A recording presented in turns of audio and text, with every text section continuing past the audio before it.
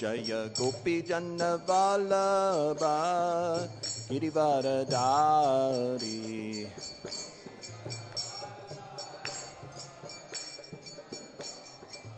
Jaya Gopi Janna Vallabha Girivaradari.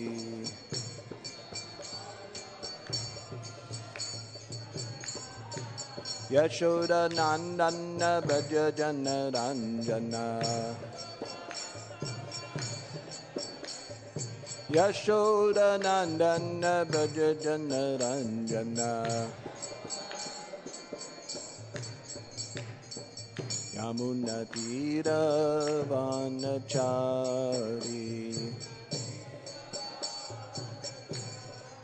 Yamuna Tira Vanachari. Jaya Radha Madhava Kunja Bihari.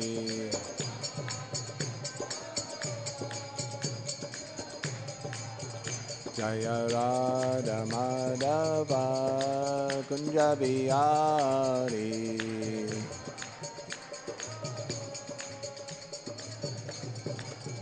Jaya Gopi Jana Vallabha Girivaradari.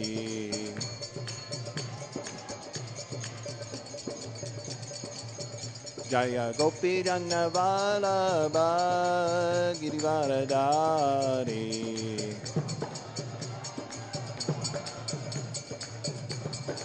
Yashoda Nandana Braja Jana Ranjana. Yashoda Nandana Braja Jana Ranjana.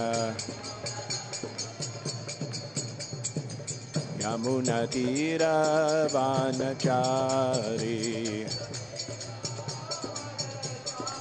Yamuna Tira Vanachari. Hare Krishna, Hare Krishna, Krishna Krishna, Hare Hare, Hare Rama, Hare Rama, Rama Rama, Hare Hare.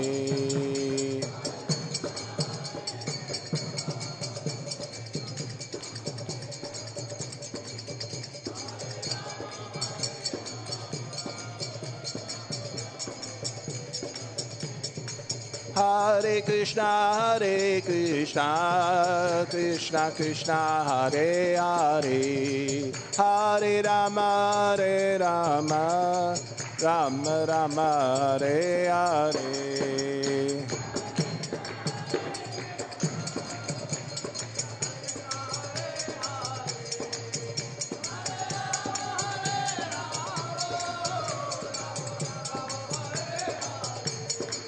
Hare Krishna, Hare Krishna, Krishna Krishna, Hare Hare, Hare Rama, Hare Rama, Rama Rama, Hare Hare.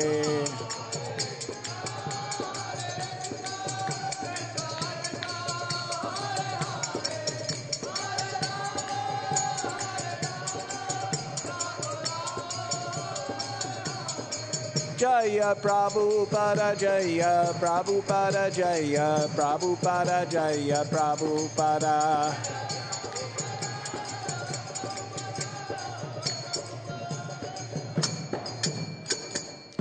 Jaya Vishnupad Paramahamsa Parivajikacharya Statara Shatra Shri Śrīmad-Bhāgavatam Greshre Sri Bhaktivedanta Swami Srila Prabhupada Ki Jai Śrīmad-Bhāgavatam Ki Jai Gaura Premanandi Haribol. Om Namo Bhagavate Vasudevaya. Om Namo Bhagavate Vasudevaya. Om Namo Bhagavate Vasudevaya. So this is a reading from Śrīmad-Bhāgavatam, Canto 5, Chapter 9, Text 11. Is there anybody here very learned, experienced in reading the Sanskrit who'd like to read the Sanskrit for us, at least? Okay, I shall go to the word meaning then. Okay. Someday it would be nice, I would like to be able to read this correctly. This is a challenge even for Indian people. Okay, so word for word. Yadā, when, to, but. Parata, from others. Āhāraṁ, food. Let's see here. Karma-vetanata, in exchange for wages from working. Īhamānaḥ, looking for. Sva-bhrātṛbhiḥ api, even by his own stepbrothers. Kedāra-karmaṇi, in working in the field and adjusting the agricultural work.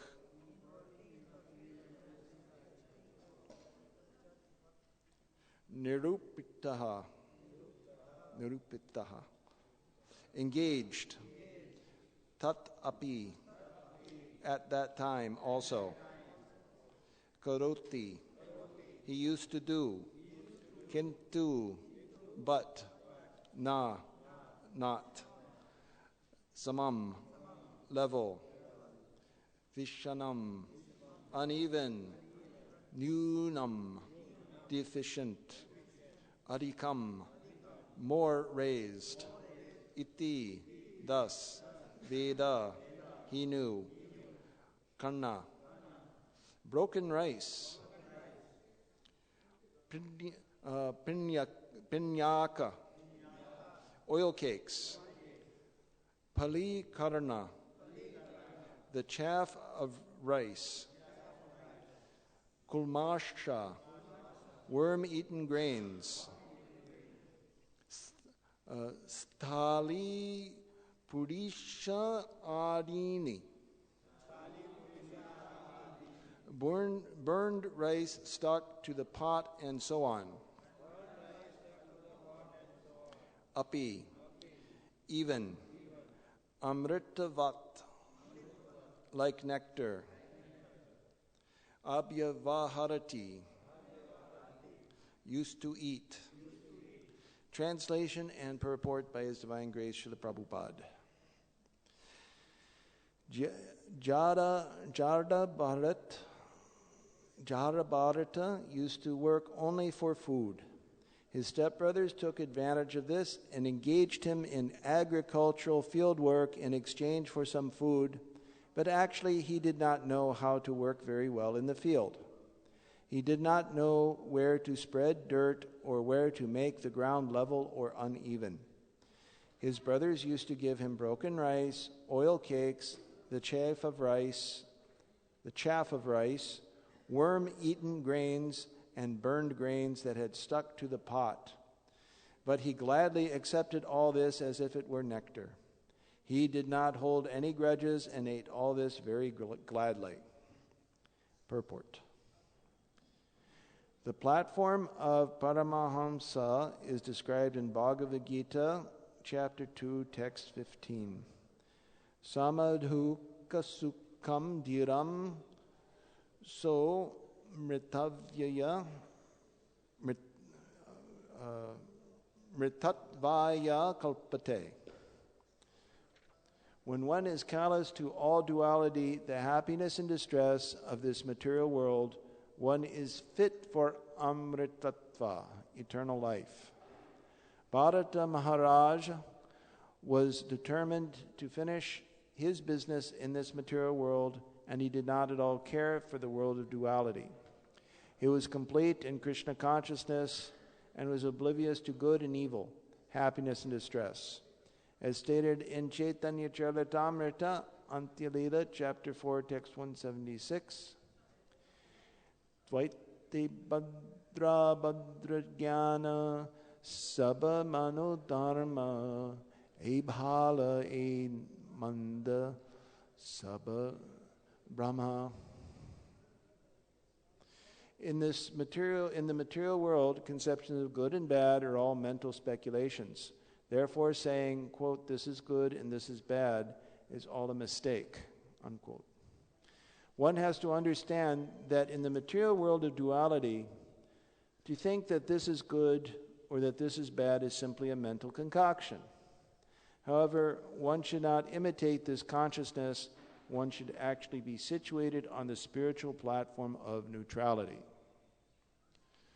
Om Agyanatimanandasya Gyananjana Shlakaya Chakshurun Militam Yena Tasmai Shri Gurave Namaha Shri Chaitanya Manobhistam Stapitam Yena Bhutale Swayam Rupa Karamayam Dadati Swapadantikam Vandeham Shri Guru Shri Yuta Parakamalam Shri Guru Vaishnavamscha Shri Rupam Sagrajatam Sahagana Raghunatam Vitam Tam Sajivam Sadvaitam Savarutam Parijanasitam Krishna Chaitanya Devam Shri Radha Krishna Padan Sahagana Lalita Shri Vishakanvitamscha Nama Om Vishnu Padaya Krishna Prasaya Bhutale Shmati Bhaktivedanta Swaminiti Namane Namaste Saraswati Deve Gauravani Pacharane Nirvishesha Shunyavadi Paschata Deshtarane Vanchakalpatarubhasya Kripasanumevacha Patitanam Bhavanibhyo Vaishnavebhyo Namo Namaha Panchatattvatmakam Krishnam Bhaktarupa Swarupakam Bhaktavataram Bhaktakyam Namami Bhakti Shaktikam He Krishna Karuna Sindho Dina Bandho Jagatpate Gopesha Gopika Kanta Radha Kanta Namostate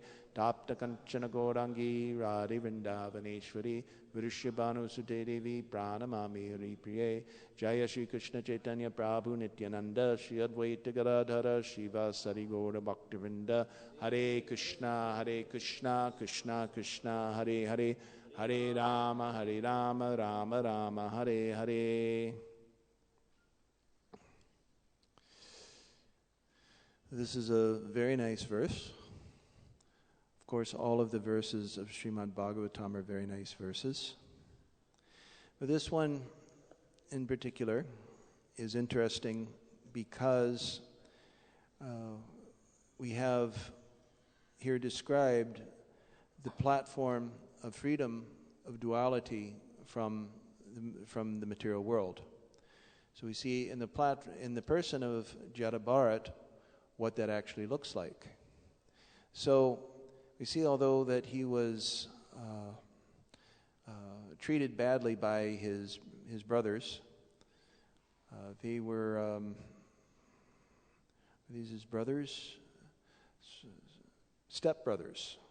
Okay, stepbrothers. So stepbrothers or stepmothers or stepfathers are well known for not always being as nice, as kind to the children as their own actual parents or brothers and so forth. So stepbrothers, they weren't treating him very kindly. They were giving him all sorts of bad food, and then they were making him work in the field. But Yada, he did not mind this. So that's that's a very elevated platform. It said in the 6th chapter of the Gita that it said one becomes advanced in yoga when one looks on different objects, maybe gold, maybe a lump of dirt, and so forth, equally. And then it says later that one is still more advanced when one is equal to one's friends and enemies.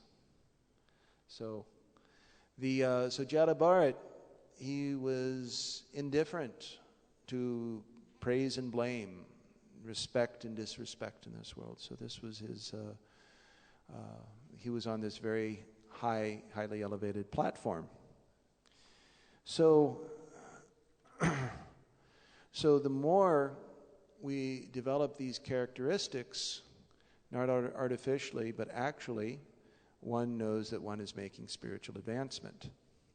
I remember one time when I was many years ago, when I was living in Baroda, there's a devotee who used to come. He was an older, respectable gentleman, and we used to be afraid of offending him.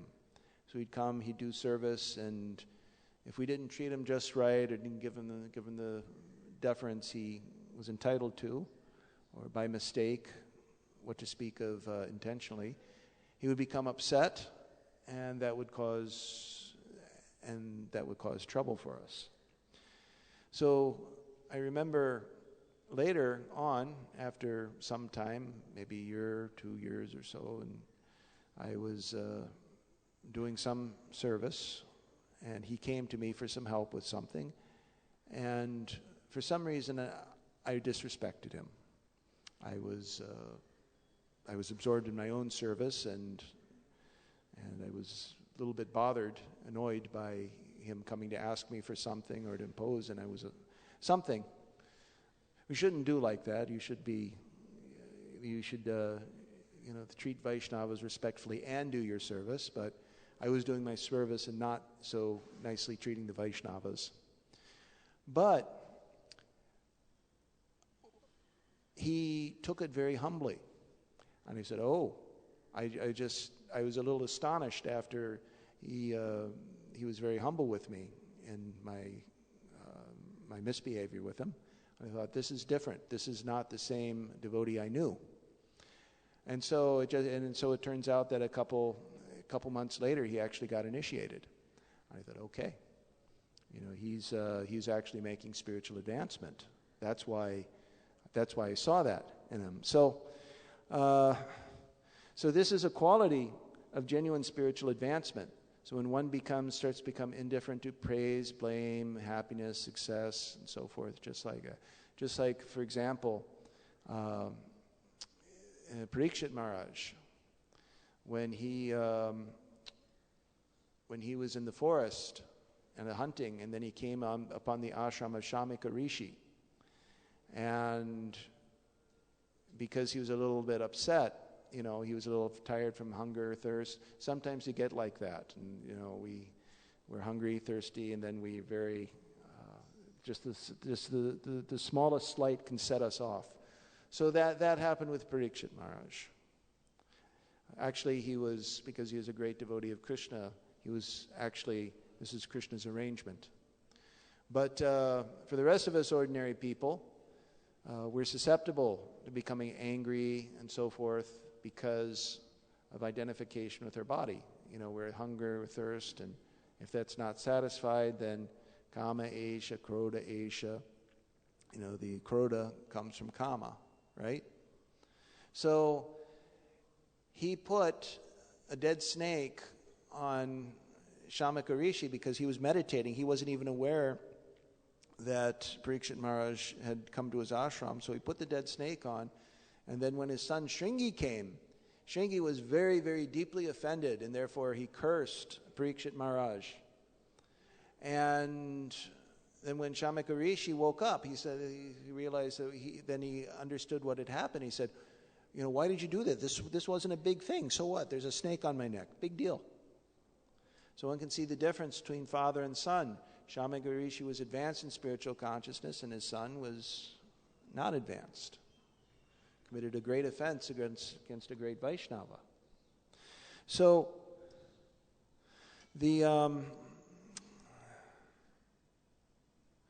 now there's a warning here at the end of the purport. There's a caveat. This is called. There's a clause here. It says, Prabhupada says, however, one should not imitate this consciousness. One should actually be situated on the spiritual platform of neutrality. So usually what happens when we give these kinds of classes and like the very high and advanced levels of spiritual life are described, and we talk about them at length, one of the questions we almost always get is, well, this is where I am now, and I'm nowhere near this. How am I going to get there? So this is, there's some suggestions made in here. This is Bhagavad Gita 2:15 is mentioned first. Samadukha sukham dhiram somritat kalpate. So this is the 15th verse in the Bhagavad Gita in the second chapter. Now the previous verse, Krishna is telling Arjuna that he should tolerate these non-permanent changes. What is it? Matra sparshas tukanteya shitoshna shukadukata agama payano nityas tamstatikshva sva-bhrātṛbhiḥ. Now, why is Krishna telling him to tolerate? Because Krishna is telling him ultimately that he should do his duty, and at the same time, tolerate all these inconveniences. So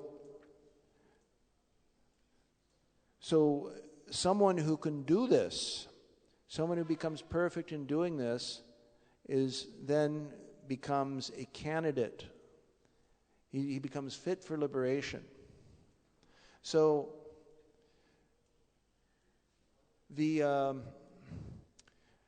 at the end of the Gita, the same message is given. Arjuna asks Krishna about sannyas and about tyag and about renunciation. What is this renounced order of life, and what is the? And so from these two questions, then Krishna explains that what is it? That sannyas. What is it? Sannyas is sannyas. Sannyasi. Yes. So kamyanam karmanam nyasam. Kamyanam is the fruit of activities. So acting without the giving up fruit of activities, and tyag is the acting without results. Is giving up the sarva karma palam tyagam. So you give up the results of the activities, not that you give up the activities. And sannyas is giving up, giving up all activities for sense gratification. That's, those are the technical terms here.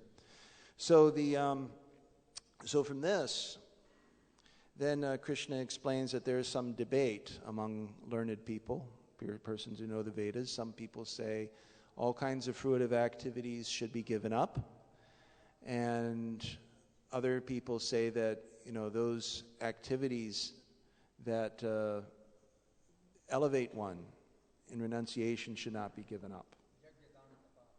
Yeah, so yagya dana tapa karma natyajyam karyameva. Was it yagya dana tapa karma natyajya yagya dana natyajyam eva yagyo danam tapaschaiva pavanani manishinam. That that these activities, yagya, sacrifice, charity, and penance, they should not be given up because they purify the great souls. Now, there's a caveat. So the next verse tells you how those are supposed to be performed. Etanya pitu karmani sangam tyaktva palani cha kartavyaniti me partya. Was it nischitam, certainly, matamuttamam. So so you can perform yagya, you can perform sacrifices just so that you can become famous. People will think I'm really good at performing because I'm doing all this yagya, I'm doing all this yagya tapa, I'm performing austerity, look at me, I'm a great tyagi, I'm doing great. Or somebody can also give charity. Look, I've got this temple named after me. There's a very wealthy man. He has many temples around India. He's built like that. So that's all not according to the next verse. The next verse is you should Do that without attachment or any expectation of result. So, tanyapi tu karmani sangam tyaktva palani cha. So you give up the fruit. You're not expecting the fruit. You're not expecting your name on every temple everywhere in India, and so forth, like that. So that's very important. Now, the next question is well, how am I going to get from here, where I'm inspired by doing that, to there? Well, this is where one has to remember that sacrifice culminates in knowledge. This is the whole point. So when a fruitive worker works, Shri Radha Parthasarthi ki jai, Shri Gornatai ki jai, Shri Sita Ram Lakshman Hanuman ji ki jai. So, this is actually a very opportune moment. Actually, we were talking about this. What's the whole point here? How do you get from working for some fruitive result to working without a fruitive result? Okay, this is a very interesting, Manu actually, in the beginning of Manu Smriti, he actually makes this observation. He says, at the outset, he said, it would be nice if everybody could work just because it's duty, but the fact is that people generally, they work for some fruitive result. And then Manu gives, of course, the laws for mankind like that. So, one has to understand, or one has to come to the point of understanding that the whole point of all religious activities is for the sake of Krishna. Krishna says in Gita, yagyartat karmano nyatra loko yam karma bandhanaha tadartam karma kunteya mukta sangam samachara.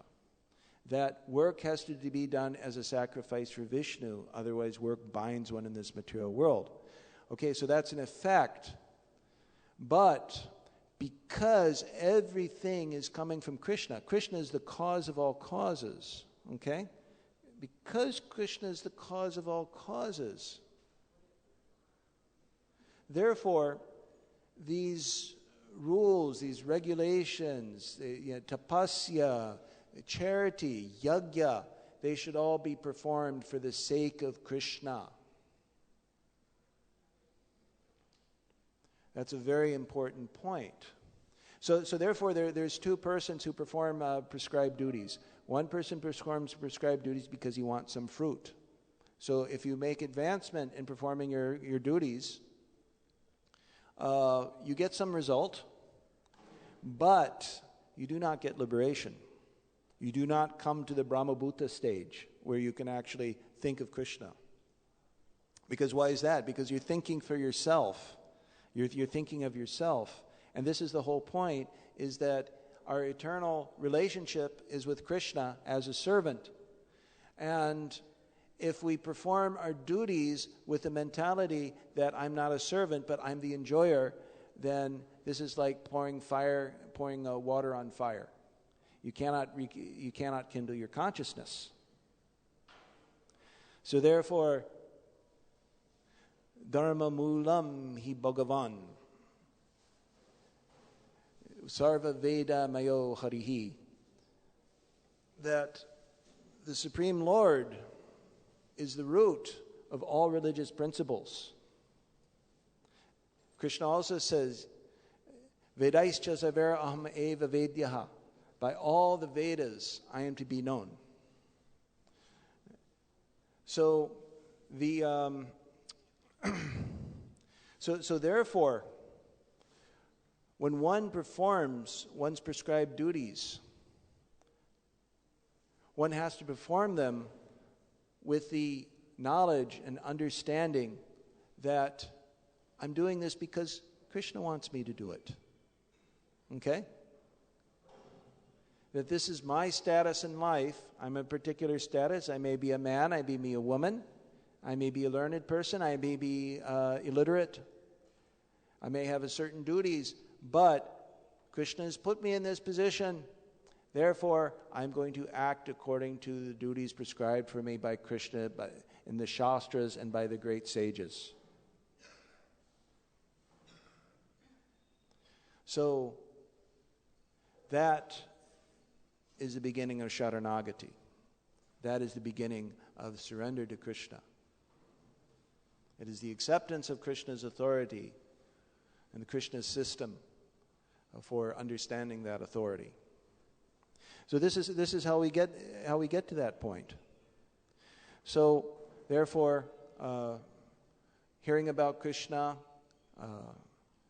and working, doing some practical service is necessary for our gradual and progressive emancipation. So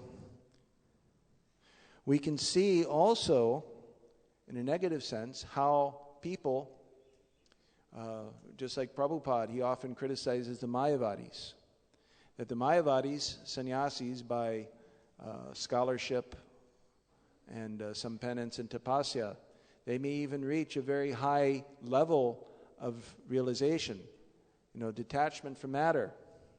But after some time, they again engage in fruitive activities. They open schools, they open hospitals, they engage in all kinds of welfare work for the general public. So this shows that without attachment to Krishna, that one will necessarily have some attachment to matter. That's the point. Aruya krichena param param tato. That, how does it go? Aruya krichena param param tato. Gachantya mudha. Patantya. Huh? Patantyado nadrutam yusmagangriya. That one without attachment to the feet, lotus feet of Krishna, one again falls down into this world. So this just shows us that the eternal occupation of the self or the soul is actually one of service. If you don't serve Krishna, then you must serve Maya. So the same thing. If you're just like in the world, you must follow the rules of the government, you must serve the government, or you have to serve the rules of the government in the jail. You have no choice, because that is our constitutional position, and that is the only way we can be happy. So, knowing this, even if in the beginning stages it may be a little bit difficult and to follow these different rules and regulations or to do our service, we might as well be cheerful about it. Because we have to do it, we might as well be cheerful. Because the alternative is quite a bit less pleasant. Even if sometimes life in the material world seems temporarily pleasant, it's very quickly, it becomes unpleasant. So, this is, what can we say, 2:15. Bharat Maharaj determined to finish his business in this material world. So getting this determination to finish the business in this material world, where does that come from? That really only comes from association with persons who have actually made the determination that they're finished with this business in the material world. So this is another secret of success here. That is not merely by working hard and getting some result or doing, but you also have to please the people, associate with and please the people who themselves have attained this. So this is the parampara. So we say knowledge received through the parampara, but you also have to become fit to receive that knowledge. Okay? This is a very, very important point. In Bhagavad Gita, the 16th chapter, Krishna is talking about, Prabhupada is entitled it, Divine and Demonic Natures. Okay? So he's talking about those qualities, He's talking about this svabhava, that then there's two kinds of svabhava. One that is helpful for spiritual advancement, and the other that is unhelpful for spiritual advancement. So the demonic svabhava, the asura bhav. If one has the asura bhav, then even though one may read Bhagavad Gita, one may know Bhagavad Gita shlokas,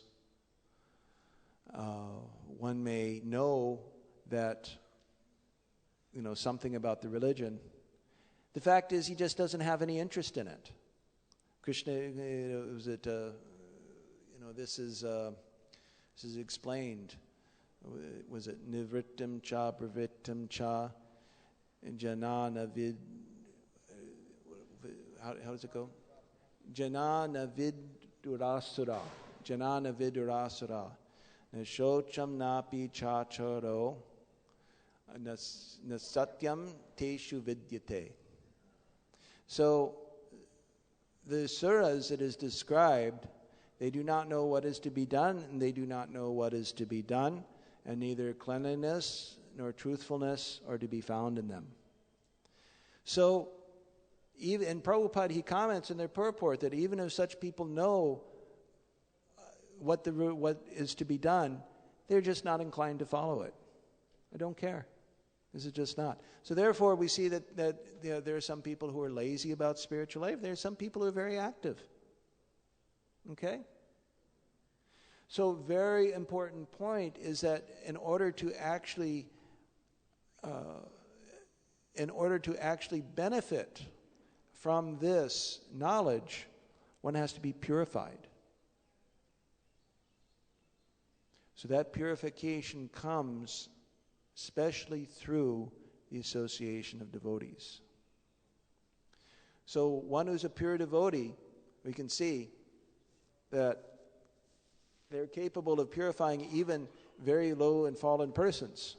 So Srila Prabhupada, when he went to America, this is the proof of his potency, is that very low and fallen people who is able to actually inspire to take up Krishna consciousness very seriously. So the rest of us who are not so great, we can see practically that, well, the world is not falling at our feet, isn't it? We go out, we distribute a few books, we meet a few people, we tell them, and we should do that. We should do that. And, and some people do get inspired by the efforts of some of our nice preachers, especially senior preachers. But the effect is nowhere near as that we saw with Srila Prabhupada. There he's sitting in Tompkins Square Park, chanting on his cymbals, and he brings these people who are otherwise thoroughly unqualified and elevates them practically to the very high position, that they're also going around doing his work, doing the work of preaching, converting many people to Krishna consciousness. So, and then when Srila Prabhupada left, it's almost like Krishna leaving. So when Krishna left, this is Arjuna. Though he was the world's greatest bowman, world's greatest warrior. When these rogue cowherd men came, he was protecting the queens of Vrindavan, and not of Vrindavan, but of Dwarka. He was protecting them, but these rogue coward men came and they overpowered Arjuna. How could they overpower Arjuna? So they understood Krishna's left. So I don't have my power anymore. That power came from Krishna. So again, Dharma mula hi Bhagavan. Sarva veda mayo harihi. That Krishna, he's the root of all religious principles, and he's the essence of all knowledge. And what is it? Famous verse: Kirata hunanda pulanda pukasha abira shumba yavana kashadaya yene chapapa yadapashraya shraya shudyanti tasmai prabhavishnave namaha. So why are these devotees So even these very fallen classes of persons in the world, they can become purified because they have taken shelter of someone who's taken shelter of the Supreme Lord. So this is the basis, this is a praman for the Krishna consciousness movement and our international preaching movement. That is that we take shelter of a person who has taken shelter of the Supreme Lord, and then we can also be purified. We can be delivered. So, in summary here, the Yada Bharat, he's on a very highly elevated platform. He's indifferent to material happiness and distress, honor, dishonor, and so forth. And by these characteristics, we can understand how well we are advancing in spiritual life, by how well we are naturally developing these characteristics. And then there's a caveat here that one cannot artificially imitate this. One has to actually,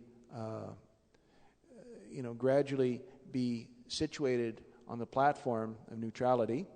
And how one achieves this platform of neutrality is one is engaged in devotional service and in performing prescribed duties according to one's psychophysical nature or svabhava.